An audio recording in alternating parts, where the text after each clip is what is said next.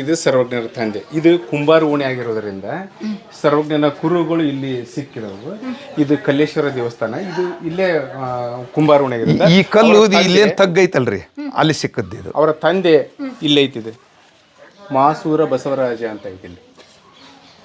ಇಲ್ಲಿದೆ ನೋಡ್ರಿ, ಮಾಸೂರ ಬಸವರಾಜ. ಸರ್, ಯಾವ ದಾಖಲೆ ಮೇಲೆ ಹೇಳ್ತೀರಾ ಸರ್? ಇದು ಇದು ಹೆಸರು ಮೇಲೆ ಹೇಳ್ತಾ ಇದ್ರ ಅಥವಾ ಎಲ್ಲಾದ್ರೂ? ವಚನ ಮಾಸೂರ ಬಸವರಸ ಕೇಳಿ ಕಾಶಿ ಅಭನೊಳವರವದು ಸೂಸಿತೆ ಅಂತನಲ್ಲ ಸರ್ವಜ್ಞ. 1882ರಲ್ಲಿ ಒಂದು ದೊಡ್ಡ ಪ್ರವಾಹ ಬಂತು. ಅದು ನಮೂದಾಗೈತೆ ಅಲ್ಲಿ ಮದಗದ ಕೆರೆಯಲ್ಲಿ. 1882ರಲ್ಲಿ ಬಂದಾಗ ಇಡೀ ಮಾಸೂರ ಮುಳುಗಿತ್ತು. ಏನೇನು ಕಾಣ್ತದಿಲ್ಲ, ಅಷ್ಟು ಮುಳುಗಿ ಹೋಗಿತ್ತು. ಅದರ ನಂತರ ಬಂದದ್ದು 1997ರಲ್ಲಿ ಆ ಪ್ರಮಾಣದಲ್ಲಿ. ಆಮೇಲೆ 1962ರಾಗ ಒಮ್ಮೆ ಬಂದೈತಿ. ಇದೇ ನದಿ ಅಷ್ಟು ಪ್ರವಾಹ ಬರುತ್ತೆ. ಅದು ಅವಾಗ ಏನಾಯ್ತು, ಅವ್ನು ಬಂದಲ್ಲ, ಅವ್ನು ಬಂದಾಗ ಈ ಅಗಳೆಲ್ಲ ತುಂಬಿಬಿಟ್ಟಿತ್ತು. ಅವನು ಸನ್ಯಾಸಿ ಅಲ್ಲ, ಅವ್ನು ಹೆಂಗೆ ವಂಶಸ್ಥರು ಇರ್ತಾರ? ವಿಧಿವೆ ಮಾಳಮ್ಮ ಇವನು ಕಾಶಿಗೆ ಹೋಗ್ತಾನ. ಅವರು ಇಲ್ಲಿ ವಿಶ್ವನಾಥ್ ದೇವಸ್ಥಾನ ಐತಿ, ಈಗೂ ಐತಿ. ಅದಕ್ಕೆ ದಕ್ಷಿಣ ಕಾಶಿ ಅಂತವೆ. ಹುಟ್ಟು ಏನಾಯ್ತು ಅಂದ್ರೆ ಅವಳಿಗೆ ವಿಧಿವೇಗ ಅವನು ಹುಟ್ಟಿದ.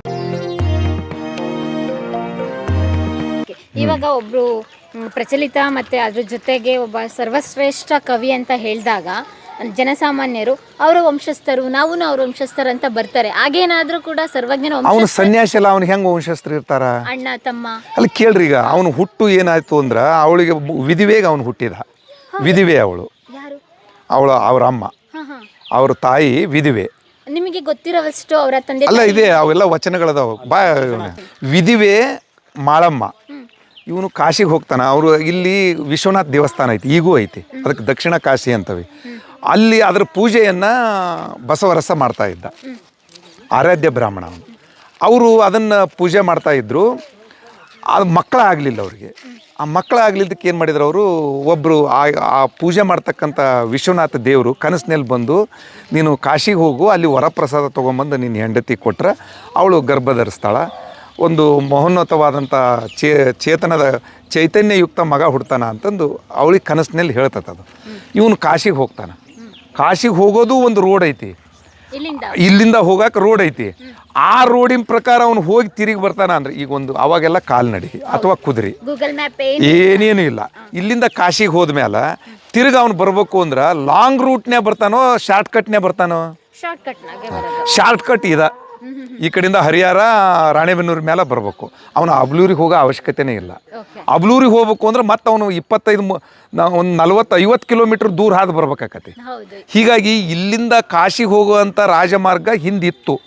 ಅದಕ್ಕೆ ಬೇಕಾದಷ್ಟು ಪ್ರೂಫ್ಗಳದಾವು. ಹೀಗಾಗಿ ಅವನು ಇದೇ ರೋಡ್ನೇ ಬಂದ. ಇಲ್ಲಿ ಅದು ಜುಲೈ ತಿಂಗಳು. ಆ ಜುಲೈ ತಿಂಗಳಾಗಿ ಯಾವಾಗಲೂ ಇಲ್ಲಿ ಫ್ಲಡ್ ಬರ್ತೈತಿ. ವಿಚಿತ್ರ ಫ್ಲಡ್ ಬರ್ತೈತಿ. ಈ ಮಾಸೂರು ಮುಳುಗಿ ಹೋಗೋ ಅಂಥ ಫ್ಲಡ್ಡು. ಇವಾಗ 1882ರಲ್ಲಿ ಒಂದು ದೊಡ್ಡ ಪ್ರವಾಹ ಬಂತು. ಅದು ನಮೂದಾಗೈತೆ ಅಲ್ಲಿ ಮದಗದ ಕೆರೆಯಲ್ಲಿ. 1882ರಲ್ಲಿ ಬಂದಾಗ ಇಡೀ ಮಾಸೂರ ಮುಳುಗಿತ್ತು. ಏನೇನು ಕಾಣ್ತದಿಲ್ಲ, ಅಷ್ಟು ಮುಳುಗಿ ಹೋಗಿತ್ತು. ಅದರ ನಂತರ ಬಂದದ್ದು 1997ರಲ್ಲಿ ಆ ಪ್ರಮಾಣದಲ್ಲಿ. ಆಮೇಲೆ 1962ರಾಗ ಒಮ್ಮೆ ಬಂದೈತಿ. ಇದೇ ನದಿ ಅಷ್ಟು ಪ್ರವಾಹ ಬರುತ್ತೆ. ಅದು ಅವಾಗ ಏನಾಯ್ತು, ಅವ್ನು ಬಂದಲ್ಲ, ಅವ್ನು ಬಂದಾಗ ಈ ಅಗಳೆಲ್ಲ ತುಂಬಿಬಿಟ್ಟಿತ್ತು. ಇದನ್ನು ತಡ ಇದ್ದ. ಈ ಮುಂದಿನ 3-4 ಅಗಳ ತಡ ಇದ್ದು ಹೋಗ್ಬೇಕು. ಅವನು 4 ಅಗಳ ತಡ ಇದ್ದು ಅವತ್ತು ನೈಟ ಅವರು ಸಮಾಗಮ ಆಗ್ಬೇಕು, ಮಗು ಆಗ್ಬೇಕು. ಅದು ಆ ತಿಥಿ ನಕ್ಷತ್ರ ಬಿಟ್ಟರೆ ಎಂಡು.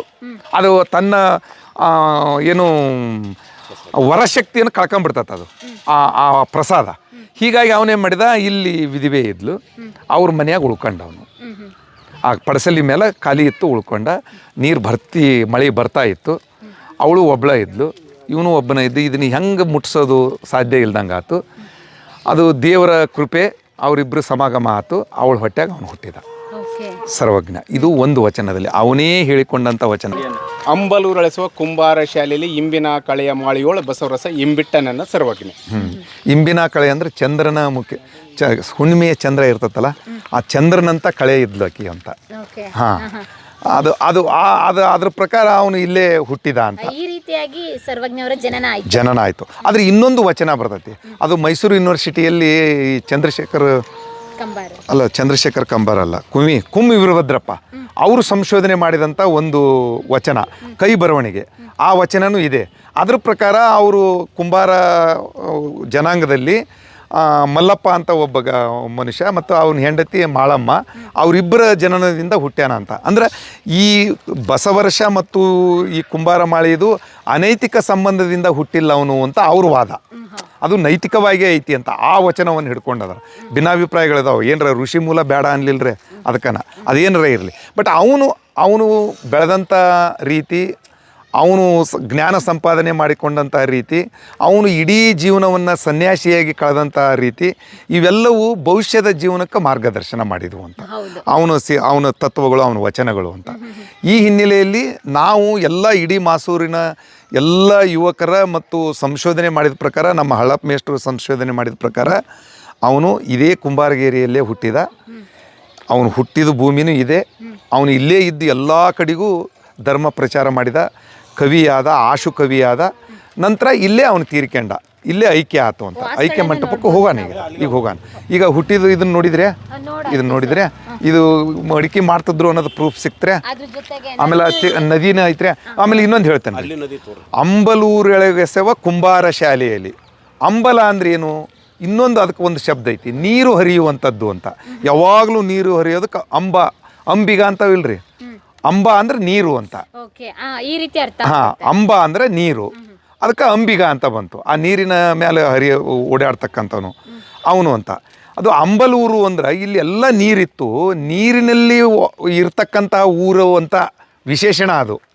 ಅದ್ರ ಜೊತೆಗೆ ಅದು ಅಬ್ಬಲೂರು. ಅಲ್ಲಿ ಐತಿಹಾಸಿಕವಾಗಿ ಅಬಲೂರನ್ನು ನೋಡಿದ್ರ ಅದು ಅಬ್ಬಲ ಅಂತ ಊರದು ಮೊದಲ. ಅಲ್ಲಿ ಇತಿಹಾಸನ ಬೇರೆ ಇದೆ, ಅಲ್ಲಿ ಕುಂಬಾರ ಇಲ್ಲ. ಐತಿಹಾಸಿಕವಾಗಿ ಈಗ ನಾಗರಕಂಡ 70 ಅಂತ ಭೋಜರಾಜ್ ಪಾಟೀಲ್ರು ಬರ್ದಾರ. ಅದರಲ್ಲಿ ಈ ಗ್ರಾಮನಾಮ ಬರೆಯುವಾಗ ಅಬಲೂರಿನ ಇತಿಹಾಸವನ್ನ ಬೇರೆ ಬರ್ದಾರ ಅವರು. ಅಲ್ಲಿ ಕುಂಬಾರ ಅದಾರ ಅಂತಾನೆ ಹೇಳಿಕೆ ಕೊಟ್ಟಿಲ್ಲ. ಮತ್ತೆ ಇತ್ತೀಚೆಗೆ ಏನೇನೋ ಕಾಂಟ್ರವರ್ಸಿ ಮಾಡ್ಕೊಂಡಾರ. ಅಲ್ಲಿ ಕುಮದ್ವತಿ ನದಿನೇ ಇಲ್ಲ, ಇಲ್ಲ.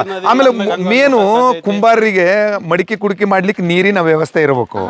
ಅಲ್ಲಿ ನೀರಿಂದ ಇಲ್ಲ, ಏನಿಲ್ಲ. ಯಾವಾಗಲೂ ಕುಂಬಾರ ಇರೋದು ನೀರಿನ ಮಗ್ಲಿಗೆ, ಅಥವಾ 12 ತಿಂಗಳು ಇರ್ತಕ್ಕಂಥ ಕೆರೆ ಮಗ್ಲಿಗೆ. 12 ತಿಂಗಳು ತುಂಬಿರ್ಬೇಕದು. ಆರಾಮ್ ವರ್ಷ ಪೂರ್ತಿ ಅದು ಮೇನಲ್ರಿ ಅವ್ರಿಗೆ ಅದು ಮೇನಲ್ಲ. ಬರ್ರಿ ಇಲ್ಲಿ ಬರ್ರಿ. ಇದು ಕಲ್ಲೇಶ್ವರ ದೇವಸ್ಥಾನ. ಇದ್ರ ಬಗ್ಗೆನೂ ಐತೆ. ಅಲ್ಲ, ಅದರ ವಚನಗಳಲ್ಲಿ ಅದಾವು, ಇಲ್ಲಿ ಏನೇನು ಅದಾವು ಅನ್ನೋದಕ್ಕೆ. ಬರ್ರಿ, ಇವಂದು ಅವ್ರ ತಂದೆದು ಫೋಟೋ ತೋರಿಸ್ಬೇಕಲ್ಲ. ಬರ್ರಿ. ಹಾಂ ಇದೆ. ಮತ್ತೆ ನಾವು ಏನು ಹೇಳಿದ್ವಿ ನಿಮಗೆ? ಇದು 2 ಕೈ ಎತ್ತೆ ನೋಡ್ರಿ. ಇದು ಸರ್ವಜ್ಞರ ತಂದೆ. ಇದು ಕುಂಬಾರ ಓಣಿ ಆಗಿರೋದ್ರಿಂದ ಸರ್ವಜ್ಞನ ಕುರುಗಳು ಇಲ್ಲಿ ಸಿಕ್ಕಿದವು. ಇದು ಕಲ್ಲೇಶ್ವರ ದೇವಸ್ಥಾನ. ಇದು ಇಲ್ಲೇ ಕುಂಬಾರ ಓಣಿ ಆಗಿರೋದ್ರಿಂದ ಈ ಕಲ್ಲು ಇಲ್ಲೇ ತಗ್ಗೈತಲ್ರಿ, ಅಲ್ಲಿ ಸಿಕ್ಕದ್ದು. ಇದು ಅವರ ತಂದೆ ಇಲ್ಲೇ ಐತಿದೆ, ಮಾಸೂರ ಬಸವರಾಜ ಅಂತ ಐತಿ ಇಲ್ಲಿ. ನೋಡ್ರಿ, ಮಾಸೂರ ಬಸವರಾಜ. ಸರ್, ಯಾವ ದಾಖಲೆ ಮೇಲೆ ಹೇಳ್ತೀರಾ ಸರ್? ಇದು ಹೆಸರು ಮೇಲೆ ಹೇಳ್ತಾ ಇದ್ರ ಅಥವಾ ಎಲ್ಲಾದ್ರೂ? ವಚನ ಹೇಳ್ತ ಮಾಸೂರ ಬಸವರಸ ನೀಶನೆ ಕೇಳಿ ಕಾಶಿ ಅಬೋನೊಳ ವರವದು ಸೂಸಿತೆ ಅಂತನಲ್ಲ ಸರ್ವಜ್ಞ. ಅವ್ರ ನನ್ನ ತಂದೆ ಮಾಸೂರ ಬಸವರಾಜ ಅಂತ ಹೇಳ್ತಾನೆ. ಹಂಗಾರೆ ಇದು ಏನ್ ಹೇಳ್ತತಿ? ಮಾಸೂರ ಬಸವರಾಜ ಅಂತ ಹೇಳ್ತೈತಿ. ಇದು ಅಲ್ಲೇ ಸಿಕ್ಕಿರೋದು. ಇದೇನ್ ಸಿಂಬಾಲಿಕ್, ಹಿಂಗೆ ಕೈ ಇಟ್ಕೊಂಡಿರೋದು ಶಾಸನ ಅಂದ್ರೆ ಅವ್ರ ತಂದೆ ಚಿತ್ರ ಈ ತರ ಇದೆಯಲ್ಲ, ಕೈ ಎತ್ತಿದ್ದು ಅಂತೀರ. ಅದು ಅವರು ಪೂಜೆ ಅಂದ್ರೆ ಆ ವಿಶ್ವನಾಥ ದೇವಸ್ಥಾನವನ್ನ ಪೂಜೆ ಮಾಡ್ತಿದ್ರು. ಪೂಜೆ ಮಾಡುವಾಗ ಆರಾಧ್ಯ ಬ್ರಾಹ್ಮಣರು ಇವರು ಪ್ರತಿದಿನ ಯೋಗ ಮಾಡಿದ ಮೇಲೆ ಮುಂದಿನ ಕೆಲಸ ಯೋಗಾಭ್ಯಾಸ ಮಾಡ್ತಾರೆ, ಸಂಸ್ಕೃತ ಅಭ್ಯಾಸ ಮಾಡ್ತಾರೆ. ಅದಂತರೂ ಎಲ್ಲರಿಗೂ ಗೊತ್ತಿದೆಯಾ? ನೀವು ಓದಿದ ಪ್ರಕಾರ ಇವೆಲ್ಲ ಒಂದು ಆಸನ. ಇಂಥವು ಎಷ್ಟು ಆಸನ ಮಾಡ್ತಿದ್ನ ಏನೋ ಅವನು. ಈ ರೀತಿ ನೋಡಿದ್ರೆ ಸೂರ್ಯ ನಮಸ್ಕಾರ ಮಾಡುವಾಗ ಬರ್ತಕ್ಕಂಥ ಪೊಸಿಷನ್ ಇದು. ಮತ್ತು ಅರ್ಲಿ ಮಾರ್ನಿಂಗ್ ಸೂರ್ಯ ನಮಸ್ಕಾರ ಮಾಡಿ ಅವರು ಸಂಧ್ಯಾ ವಂದನೆ ಮಾಡ್ಕೊಂಡು ಪೂಜಾಕ್ಕೆ ಹೋಗ್ತಿದ್ರು. ಮತ್ತೆ ನಮ್ಮ ವೀಕ್ಷಕರಿಗೆ ಒಂದು ಡೌಟ್ ಬರುತ್ತೆ, ನೀವು ಹೇಳಿದ್ರಿ ಅವರು ಮೂಲತಃ ಬ್ರಾಹ್ಮಣರು ಅಂತ, ಆರಾಧ್ಯ ಬ್ರಾಹ್ಮಣರು. ಮತ್ತೆ ಈ ಕಡೆ ಕುಂಬಾರ ಕುಲ ಕಸಬು ಮಾಡ್ತಾ ಇದ್ರು. ಅವರು ವೀರಶೈವರವರು. ಯಾರು? ಕುಂಬಾರರು ಅಲ್ಲ, ಕುಂಬಾರು ಲಿಂಗಾಯಸು, ವೀರಶೈವ ಲಿಂಗಾಯಸು. ಇಲ್ಲಿ ಅವ್ರದ್ದು ಉತ್ತಂಗಿ ಚನ್ನಬಸಪ್ಪನವ್ರು ಹೇಳೋ ಪ್ರಕಾರ ಅವರು ಇಂಟರ್ ಕ್ಯಾಸ್ಟ್ ಹೌದು ಇಂಟರ್ ಕ್ಯಾಸ್ಟ್ ಅಂತಾನೆ ಅದು. ಆರಾಧ್ಯ ಬ್ರಾಹ್ಮಣ, ಆರಾಧ್ಯ ಬ್ರಾಹ್ಮಣ ಅಂತ ಸ್ಪಷ್ಟವಾಗಿ ಹೇಳ್ಯಾರ. ಯಾರು? ನಮ್ಮ ಉತ್ತಂಗಿ ಚೆನ್ನಪ್ಪನವರು. ಅವರು ಆರಾಧ್ಯ ಬ್ರಾಹ್ಮಣರ ಅಂತ. ಆರಾಧ್ಯ ಬ್ರಾಹ್ಮಣರು ಅಂದ್ರೆ ಏನು? ಆರಾಧ್ಯ ಅಂದ್ರೆ ಆರಾಧನೆ ಮಾಡುವಂಥವ್ರು ಅಂತ, ಅರ್ಚಕರು ಅಂತ. ಅವನು ವಿಶ್ವನಾಥ ದೇವಸ್ಥಾನವನ್ನು ಅರ್ಚನೆ ಮಾಡ್ತಿದ್ರು, ಇವರು ಪೂಜೆ ಮಾಡ್ತಿದ್ರು. ಹೀಗಾಗಿ ಮತ್ತು ಅವರು ಶೈವರು, ಅವರು ಶೈವರ, ವೈಷ್ಣವರಲ್ಲ. ಅವರು ವೈಷ್ಣವರ. ಸರ್ ನೀವು ಹೇಳೋದು ಅವರ ಆರಾಧ್ಯ ಬ್ರಾಹ್ಮಣರು ಕುಲಕಸುಬಾಗಿ ಕಂಬಾರ ಮಾಡ್ತಾ ಇದ್ರ, ಅದನ್ನ ನಾನು ಇವರು ಗಂಡ ಹೆಂಡತಿ ಅಲ್ಲ, ಅವಳು ವಿಧಿವೆ. ಇವರು ಮಕ್ಕಳಾಗಲಿಲ್ಲ ಈ ಅರ್ಚಕರಿಗೆ. ಇವರು ಕಾಶಿಗೆ ಹೋದರು, ಕಾಶಿಯಿಂದ ರಿಟರ್ನ್ ಬಂದರು, ಮೂಲ ಮನೆಯನ್ನು ಮುಟ್ಟಕ್ಕಾಗಲಿಲ್ಲ. ಇಲ್ಲಿ ಇವ್ರ ಜೊತೆಗೆ ಲಿಂಕ್ ಇತ್ತು. ಅರ್ಥ ಆಯ್ತು ಸರ್, ಕಥೆನ ಅಲ್ಲಿ ಹೇಳಿದ್ರು, ಅದು ಇಲ್ಲಿಗೆ ಲಿಂಕ್ ಆಯ್ತು. ತುಂಬಾ ಗೊಂದಲಗಳಿರುತ್ತಲ್ಲ, ಅದಕ್ಕೊಂದು ಕ್ಲಾರಿಫಿಕೇಶನ್ ಬೇಕಲ್ಲ, ಅದಕ್ಕೆ ಈ ಪ್ರಶ್ನೆನ ಮಾಡಿದೆ. ಅದಾದ ನಂತರ ನೆಕ್ಸ್ಟ್ ಏನ್ ಕುರುಹುಗಳನ್ನ ತೋರಿಸ್ತೀರಾ ಇವಾಗ ಸರ್? ಈಗ ಇದು ತಂದಿದ್ ಫೋಟೋ ಬಂತ್ರೆ, ಪಿಕ್ಚರ್ ಸಿಕ್ಕ್ರೆ ಇಲ್ಲಿ ಹೇಳ್ರಿ. ಇಲ್ಲಿ ಬಾವಿ ಬಗ್ಗೆ ಸರ್ವಜ್ಞರ ವಚನ ಹೇಳ. ಯಾವ ಅಲ್ಲೊಂದು ಬಾವಿ ಇದೆ, ಅಲ್ಲಿ ಅಲ್ಲೇ ಹೋಗೋದನ್ನ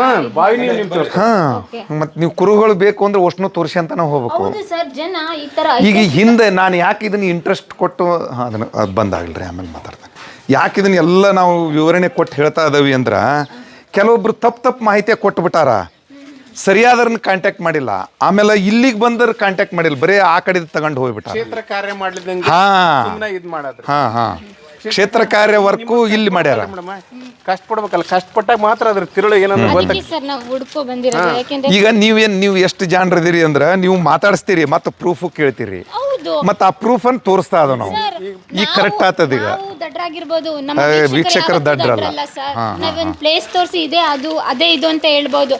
ದಾಖಲಾತಿ ಏನು ಅಂತ ದಾಖಲೆಗಳನ್ನ ತೋರಿಸಿದ್ರು ಅದಕ್ಕೆ ಪ್ರೂಫ್ ಇದೆ, ಹೆಂಗ್ ಹೇಳ್ತೀವಿ? ಈಗ ಅವು ವಚನ ತೋರಿಸಿದ್ರೆ ನಮ್ಮ ಮಲ್ಲೇಶಣ್ಣರು, ಈಗ ಈಗ ಮಾಸೂರ ಬಸವರಸ ಅನ್ನೋದ್ಕಿನ ಆ ಫೋಟೋ ತೋರಿಸಿದ್ರೆ, ಅವ್ರ ಮನೆ ಜಾಗ ತೋರಿಸಿದ್ರೆ, ಕುಮದ್ವತಿ ನದಿ ತೋರಿಸಿದ್ರೆ, ಈಗ ಬಾವಿ ಬಗ್ಗೆ ಬರ್ದಾನ, ಬಾವಿದ ಹತ್ರ ಹೋಗೋಣ ನಡ್ರಿ. ಅವಾಗಿನ ಕಾಲದಿಂದಲೂ ಇದೆಯಾ? ಓ, ಅವಾಗಿಂದ ಈಗೂ ಐತಿ ಬಾವಿ. ಅದು ಆಕ್ಚುಲ್ ಅದು ಮುಚ್ಚೆ ಹೋಗಿತ್ತು, ನಮಗೆ ಗೊತ್ತದ್ದೇ ಅಲ್ಲ. ಆ ಗುಡಿ ಕಟ್ಟಬೇಕಾರೆ ಆ ಬಾವಿ ಸಿಕ್ತು. 4ನೇ ಅಗಳ ಇಲ್ಲಿ ಬರ್ತೈತಿ. ಇವೆರಡರ ನಡುವೆ ಕುಂಬಾರ ಓಣಿ, ಹೌದಾ? ಅವನು ಬಾವಿಂದ ನೀರು ತಂದ ಅಂತ ಅದ್ರಾಗ ಐತಿ. ಮತ್ತೆ ಇಲ್ಲಿ ಬಾವಿ ಬೇಕಲ್ಲ ಹತ್ರದಾಗ, ಎಲ್ಲಿ ಹೋದ್ರೂ ಸಿಗಾಕೊಲ್ದದು. ಈ ಗುಡಿ ಉತ್ಖನನ ಮಾಡೋ ಹೊತ್ನಾಗ ಇಲ್ಲಿ ಈಗ ಹೊಳಿ ನೀರು ಅಡುಬಿರ್ತೈತಿ, ಹೊಲಸಿರ್ತೈತಿ. ಆದ್ರೆ ಇದ್ರ ನೀರು, ಬಾವಿ ನೀರು ಭಾಳ ಕ್ಲಿಯರ್ ಇರ್ತೈತಿ. ಅಂಥ ಬಾವಿ ಬೇಕಲ್ಲ, ಸುತ್ತಮುತ್ತಲು ಎಲ್ಲಿ ಬಾವಿ ಇಲ್ಲ.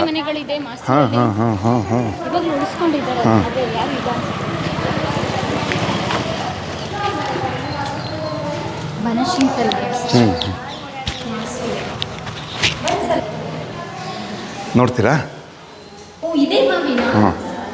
ಇಷ್ಟು ಚಿಕ್ಕದಾಗಿದೆಯಲ್ಲ ಸರ್? ಮತ್ತೆ ಆಗಿನ ಕಾಲದಾಗ ಹಿಂಗೆ ಇತ್ತಲ್ಲ, ಇವಾಗಲೇ ಬಾವಿ ದೊಡ್ಡವಾಗ ದುಡ್ಡು ದುಡ್ಡು ಹಿಂಗೆ ಆ ಕಡೆ ದುಡ್ಡು, ಆ ಕಡೆ ದುಡ್ಡು. ಇದನ್ನ ನಾವು ಇಟ್ಟವಿ, ಅದ್ರ ಕೆಳಗೆ ಕಲ್ಲು ನೋಡ್ರಿ ಹೆಂಗೆ ಹೊಂದ್ಸ್ಯಾರ ಅಂತ ಗೊತ್ತಾಗ್ತದೆ. ಇಂಥವು ಹಲವಾರು ಬಾವಿಗಳು. ಆದ್ರೆ ಈ ಏರಿಯಾದಾಗ ಇಲ್ಲಿ ಒಂದು ಹಳಪ್ಪ ಮೇಷ್ಟ್ರು ಭಾರಿ ಹೋರಾಟ ಮಾಡ್ಯಾರ ಇವನ್ನೆಲ್ಲ. ಇದು ನೋಡ್ರಿ, ಈಗ ಇತ್ತೀಚೆಗೆ ನಾವಿಟ್ಟು ಇದನ್ನು ರಕ್ಷಣೆ ಮಾಡಿದ್ದು ಅದು ನೋಡ್ರಿ. ಅದು ಅವಾಗ ಹೆಂಗೆ ಮಾಡಿದ್ರು ಅಂತ ಕಲ್ಲುಗಳು. ಇನ್ನು ನೀರು ಜಿನುಕ್ತಾ ಇದೆ. ಅದು ಈ ಚೌಕ್ ಏನೈತಲ್ರಿ, ಚೌಕ್ನಿಂದ ಬಂದು ಇನ್ನೂ ಆಳು ಮುಚ್ಚೈತ್ರಿ. ಅದು ಭಾಳ ಆಳೈತಿ, ಮುಚ್ಚೈತಿ. ಅದು ಮುಚ್ಚೈತಿ. ಈಗೆಲ್ಲ ಬೋರ್ ಬಂದ್ವಲ್ಲ,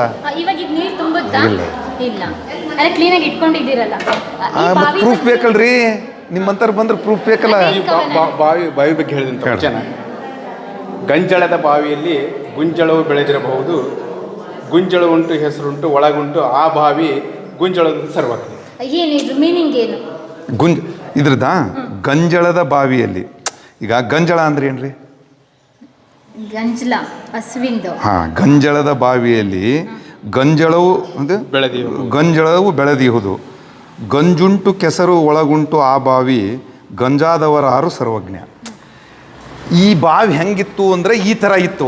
ಇಲ್ಲೆಲ್ಲ ಮೊಸರೂರಲ್ಲ, ಇದು ಎಲ್ಲ ದನಕರಗಳು ಎಲ್ಲ ಕಟ್ಕೊಂಡಿದ್ರಲ್ಲ. ಈ ನೀವು ಒಂದು ಈ ಬಾವಿ ಮಗ್ಲಿಗೆ ಹಸುಗಳನ್ನ ಅವನು ಕಟ್ಟಿಬಿಟ್ರೆ ಅದ್ರ ಮೂತ್ರ ಹೋಗಿ ಆ ನೀರು ಆ ಗಂಜಳದಂಗೆ ಆಗ್ತತಿ. ನೀವು ಬೇಕಾದ್ರೆ ಪರೀಕ್ಷೆ ಮಾಡಿರಿ. ಅದರ ಸೇರ್ಕೊಂಡು ಅದು ಗಂಜಳ ಅಂದರೆ ಈ ಸಗಣಿ ಉಚ್ಚಿ ಎಲ್ಲ ಮಿಕ್ಸ್ ಆಗಿದ್ದು. ಆ ಥರ ಇದ್ರೂ ಅದನ್ನು ಉಂಡೋರೆಲ್ಲರೂ ಹಂಗೆ ಆಕಾರೇನು? ಅದ ಓಕೆ ಅದನ್ನ ಉಂಡ್ರೆ ಏನು ಚೆನ್ನಾಗಾಗ್ತದೆ. ಹಾಂ ಅದರದ್ದು Okay. ಇವಾಗ ಮತ್ತೊಂದು ದಾಖಲೆ ಸಿಕ್ತು ಇಲ್ಲಿ ವಚನಗಳ ಮುಖಾಂತರ. ಅದಕ್ಕನ ಆ ಬಾವಿ ಬಗ್ಗೆ ಒಂದು ವಚನ ನಿಮ್ಗೆ ತೋರಿಸ್ತೀನಿ. ಬಾವಿ ಬಗ್ಗೆ ಭಾಳ ಬಾವಿ ಇರೋದಕ್ಕೆ ಅದು ಈ ಹಂಸಗಳು ಸಹಿತ ಅಲ್ಲಿ ಇದನ್ನ ಮಾಡ್ತಿದ್ವು ಅಂತ. ಆ ಬಾವಿ ಒಳಗೆ ಹಂಸಗಳು ಹೋಗಿ ಜಲಕ್ರೀಡೆಗಳನ್ನು ಆಡ್ತಿದ್ವು ಅನ್ನೋದ್ರ ಬಗ್ಗೆನೂ ವಚನಗಳನ್ನು ಬರ್ದಾನ ಅವನು. ಯಾರ್ರೀ ಸರ್ವಜ್ಞ. ಎಲ್ಲಿ ಸರ್ ಆಯ್ಕೆ ಸ್ಥಳ ಅವ್ರದ್ದು? ಮುಂದೆ ಅಲ್ಲಿಗೆ ಹೋಗ ಕಾರ್ ಅಲ್ಲಿಗೆ ಹೋಗತ್ತೆ ಬರ್ರಿ, ಅಲ್ಲಿಗೆ ಹೋಗಂಗಿಲ್ಲ. ಬಟ್ ಸರ್ ಅದು ಸರಿ, ಸರ್ವಜ್ಞ ಸನ್ಯಾಸಿ ಆಗಿದ್ದ, ಮದ್ವೆ ಆಗ್ಲಿಲ್ಲ, ಇಲ್ಲ ಅದೆಲ್ಲ ಹೇಗೆ ಸರ್? ಯಾವ ಆಧಾರದ ಮೇಲೆ ಹೇಳ್ತೀರಾ? ಅಥವಾ ಅವ್ರು ಬರೆದಿದ್ದಂಥ ವಚನಗಳ ವಚನಗಳ ಆಧಾರ ಮತ್ತು ಅವ್ರ ವಂಶನೇ ಇಲ್ಲಲ್ಲ, ಅವ್ರ ವಂಶ ಇಲ್ಲಲ್ಲ. ಓಕೆ. ಇವಾಗ ಸ್ಟಡಿ ಮಾಡಿದ್ರಲ್ಲ, ರಿಸರ್ಚ್ ಎಲ್ಲ ಮಾಡಿದಾಗ ಅವರ ವಂಶಾವಳಿ ಬಗ್ಗೆ ಏನಾದ್ರು ಇಲ್ಲ ವಂಶ ಅವನು ಸನ್ಯಾಸಿ ಆಗಿರೋದ್ರಿಂದ ಇಲ್ಲ. ಅವನು ವಿಧಿವೆ ಮಗ ಅನ್ನೋದೊಂದು ಬಂತಲ್ಲ, ಅವರು ಹೇಳಿದ ಪ್ರಕಾರನ ಆಕಿ ವಿಧಿವೆಗೆ ಒಬ್ಬಳು ಅಕ್ಕ ಇದ್ಲು, ಅಂದ್ರೆ ಮೊದಲು ಮಗಳಿದ್ಲು, ಆ ಮಗ ಮಾಳಮ್ಮಗ. ಆಕಿ ಅಕ್ಕ ಅದ್ರದ್ದು ಒಂದು ವಚನ ಬರ್ತೈತಿ ಐತಲ್ಲ, ಹಾಂ ಅಲ್ಲೇ ಹೇಳೋಣಂತ ಅದನ್ನು. ಓಕೆ. ಅದು ಆ ಪ್ರಸಂಗದಲ್ಲಿ ಇವನು ಸಾಯ್ತಾನ, 1000 ಹೋಳಕ ಅವನ ತಲೆ. ಅದು ಒಂದು ಶಾಪ ಅವಳದ ಅಕ್ಕನಿಂದ ಇವನಿಗೆ. ಸರ್ವಜ್ಞ ಭಾರಿ ಇಂಟೆಲಿಜೆಂಟ್ ಇರ್ತಾನ, ಭಾಳ ಬ್ರಿಲಿಯಂಟ್ ಪರ್ಸನ್ನು. ಆಮೇಲೆ ಏನು ಅವನು ಹಿಂಗೆ ನೋಡೋತ್ತಿಗೆ ಒಂದು ಕವಿತೆ ಹುಟ್ಟೋದು ಅವನಿಗೆ. ಎಲ್ರಿಗೂ ಮತ್ತು ಅದು ಕವಿತೆ ಅದು ಹಂಗಂತದಲ್ರಿ, ಅದು ಅದರಲ್ಲಿ ಲಘು ಗುರು ಹಾಕಬೇಕು. ಹೌದು. ಮತ್ತು ಅದಕ್ಕೊಂದು ಛಂದಸ್ಸು ಐತಿ, ತ್ರಿಪದಿ ಛಂದಸ್ಸು.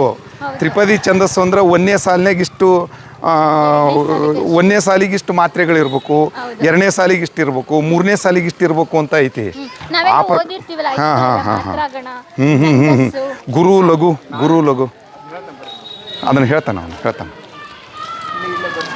ಅದು ನೇಕಾರರು ಅಂತ ಅಂದ್ವಲ್ಲ, ಅದು ಇದಕ್ಕೆ ಕೊಪ್ಪೆ ಹೊಂಡ ಅನ್ನೋದು. ಬರ್ರಿ ಇಲ್ಲಿ ಇದು ಒಂದು ಇದು ಏನಿದು 1, 2, 3ನೇದು ಇದು ಅಗಳ. ಪ್ರಿಯ ವೀಕ್ಷಕರೇ, ನಾವು ತೋರಿಸುತ್ತಿರುವ ಇತಿಹಾಸದ ಕಥೆಗಳು ಕನ್ನಡದ ಕಲೆ, ಸಾಹಿತ್ಯ, ಸಂಸ್ಕೃತಿ, ಜನಜೀವನ, ಇತಿಹಾಸ ಸೃಷ್ಟಿಸಿದ ಜನಸಾಮಾನ್ಯರ ಅಸಾಮಾನ್ಯ ಕಥೆಗಳು ನಿಮಗೆ ಇಷ್ಟ ಆಗಿದ್ಯಾ? ಹಾಗಿದ್ರೆ ವಿಡಿಯೋ ನೋಡಿ ಸುಮ್ಮನಾಗ್ಬೇಡಿ, ಶೇರ್ ಮಾಡಿ, ಸಪೋರ್ಟ್ ಮಾಡಿ, ನಮ್ಮೊಂದಿಗೆ ಜೊತೆಯಾಗಿ. ಇದು ನೀವೇ ಬೆಳೆಸಿದ ನಿಮ್ಮ ನೆಚ್ಚಿನ ಡಿಜಿಟಲ್ ಮಾಧ್ಯಮ. ಇನ್ಮುಂದೆ ನಿಮಗಾಗಿ ಇನ್ನಷ್ಟು ವಿನೂತನ ಶೈಲಿಯಲ್ಲಿ ಬರಲಿದೆ. ನೈತಿಕ ಬೆಂಬಲದ ಜೊತೆಗೆ ಆರ್ಥಿಕ ಬೆಂಬಲ ನೀಡಿ. ನಿಮ್ಮ ಬೆಂಬಲವೇ ನಮಗೆ ಪ್ರೇರಣೆ, ಸ್ಫೂರ್ತಿ ಕೂಡ. ನಿಮ್ಮ ಬೆಂಬಲದೊಂದಿಗೆ ನಮ್ಮ ಪಯಣ ಮುಂದುವರಿಯುತ್ತಿದೆ. ಸಾಮಾಜಿಕ ಬದಲಾವಣೆಗೆ ಜೊತೆಯಾಗಿ ನಮ್ಮ ಮುಂದಿನ ಪೀಳಿಗೆಗೆ ಕರ್ನಾಟಕದ ಇತಿಹಾಸ ಉಳಿಸೋಣ.